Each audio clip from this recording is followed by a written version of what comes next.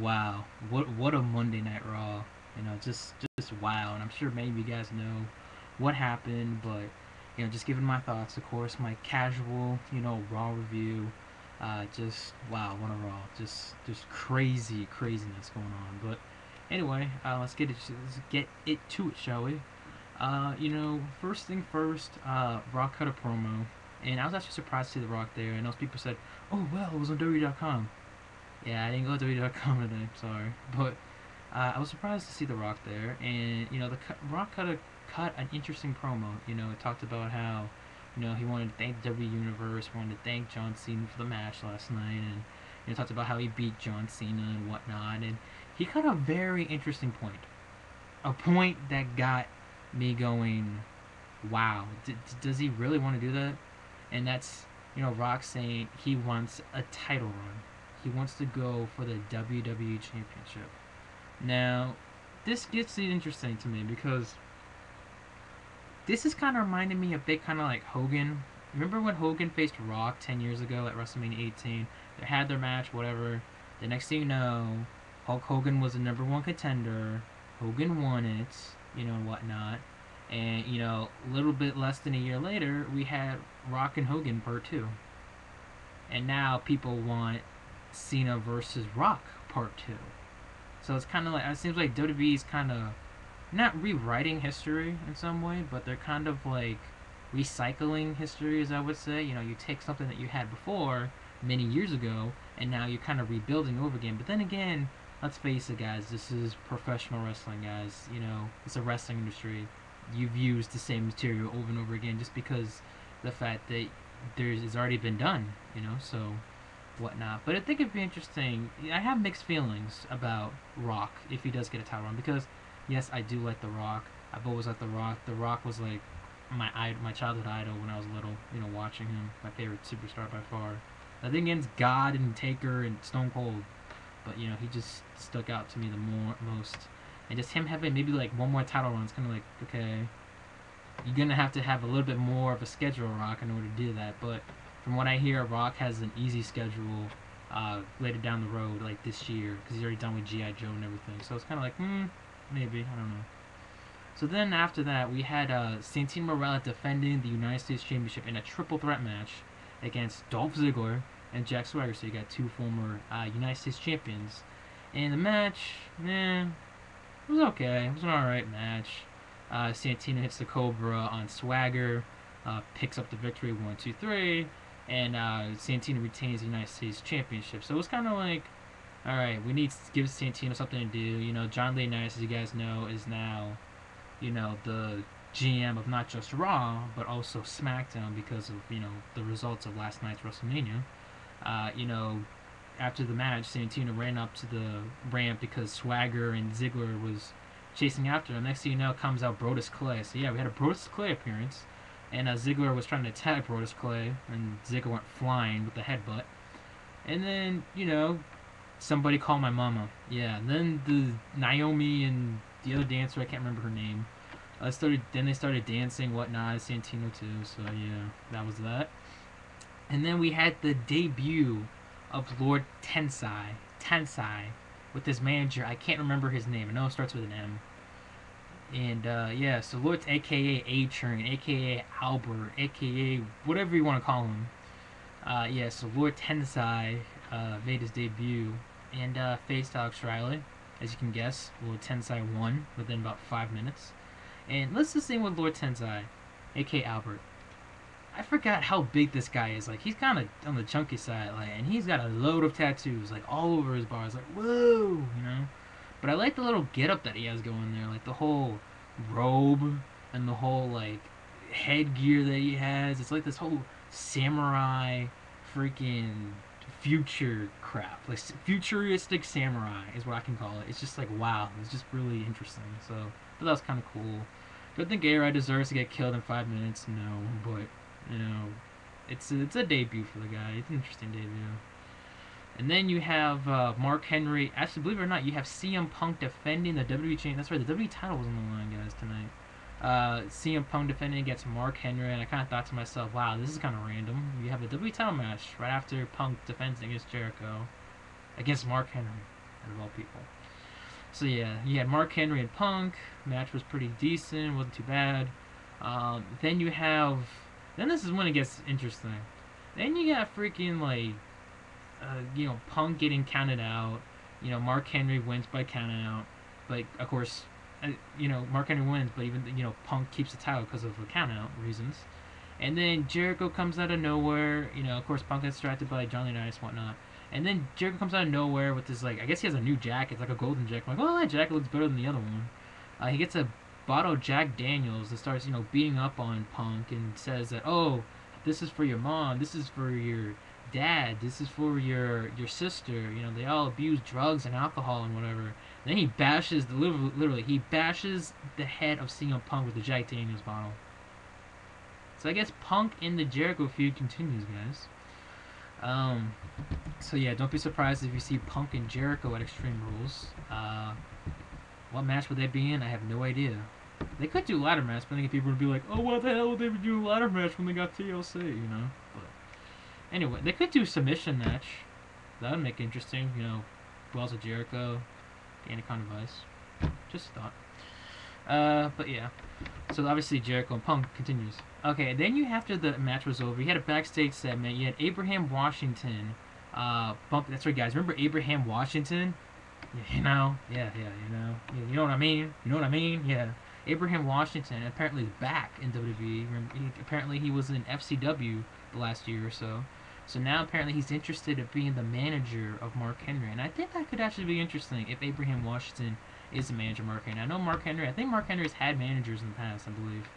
But, I think Abraham Washington could bring something, because Abraham Washington's kind of like, and I've noticed this from him in the past, whether it was ECW or FCW, he has this kind of trash-talking mentality that could make things a little bit interesting. So, a good idea for WWE. They're kind of bringing back the whole manager. Lord Tensai I mentioned, he had a manager. Now, let's say Abraham Washington could be Mark Henry's manager. So it's like, okay, now they're getting back to the whole managerial spot. It's not like, okay, Vicky Guerrero is the only manager WWE has. Now they're bringing back the managers, which I think is a good idea. Eye candies just don't always work. I mean, look what happened with Maurice. I miss her. So then you had so you had Sheamus coming out there. Looks like he's about to cut a promo. Talk about, I'm thinking, okay, he's going to talk about his big victory and how he's the world champion, fella. And then you have Alberto Del Rio. That's right, Alberto Del Rio made his return tonight.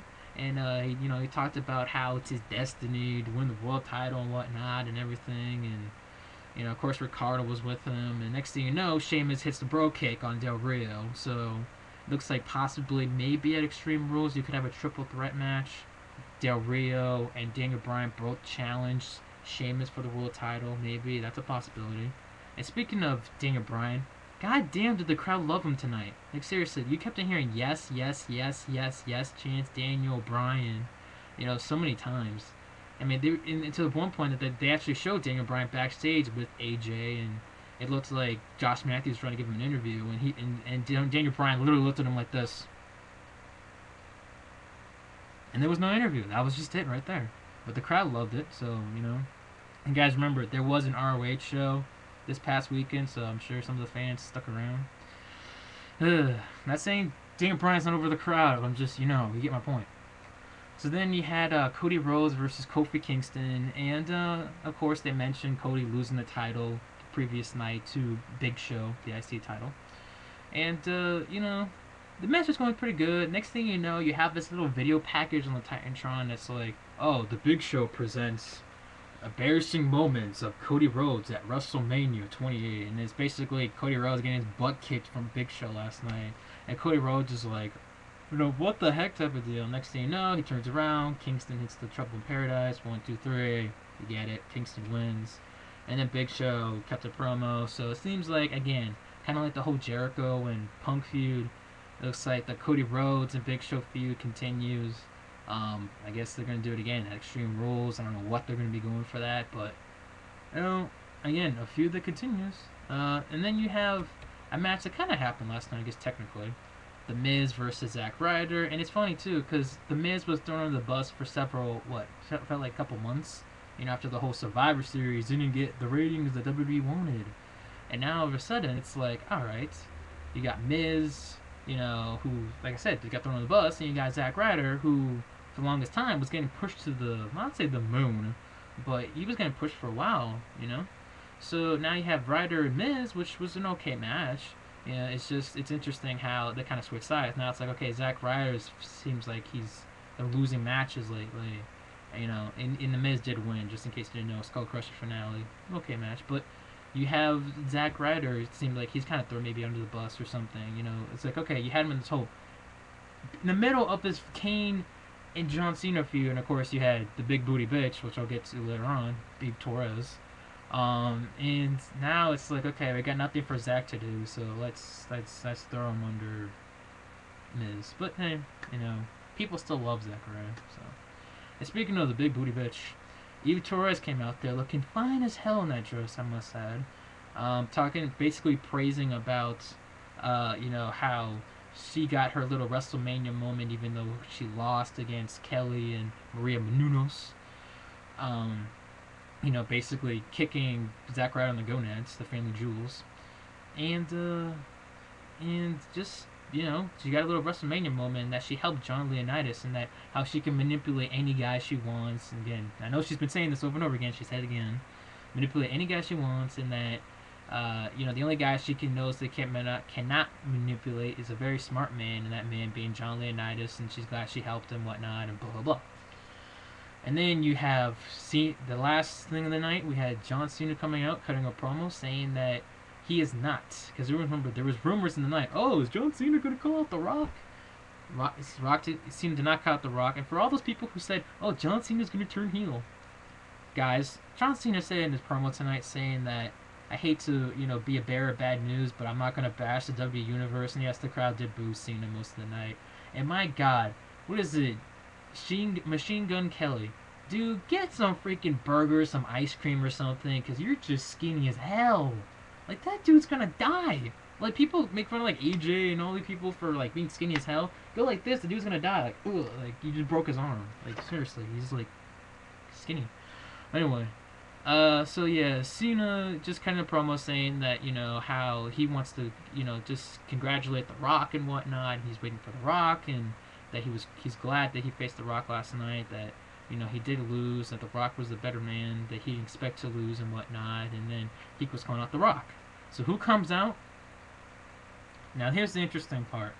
While Cena was cutting this promo, you're hearing the chants of "We want Lesnar," and every time there was the chant "We want Lesnar," it seemed like Cena was trying to overshadow it. He was trying to, like, pretend it never happened, type of deal. He's like, "Oh yeah, I love being on WWE Raw. I love being on Raw." And then they chanted Daniel Bryan, yes, yes, yes, whatever. And he's like, "Oh man, Daniel Bryan, you owe me one." And then next thing you know, you start hearing, that's right, here comes the pain. That's right, guys, here comes the pain. Brock Lesnar comes out there, and the crowd just went nuts. I mean, the crowd tonight, I must say, the last two nights for WWE has been great for the crowd. WrestleMania, I thought, was a good crowd last night, except for the Divas match, obviously. And, you know, the crowd tonight was great for Monday Night Raw. The crowd just went crazy for Lesnar. Lesnar comes down to the ring, and then just looks at John Cena. And John Cena, this was caught my eye before anything. Lesnar looked pissed as hell. And freaking Cena's like, "Oh yeah, congrats, you know, Lesnar's back. This is cool, Lesnar's back." Next thing you know, he gets F5. That's right, Lesnar hit the F5 on John Cena, and that's it. I mean, that was the end of Raw, basically. So, my guess, Cena versus Lesnar next year at Mania or SummerSlam? I don't know, just freaking crazy.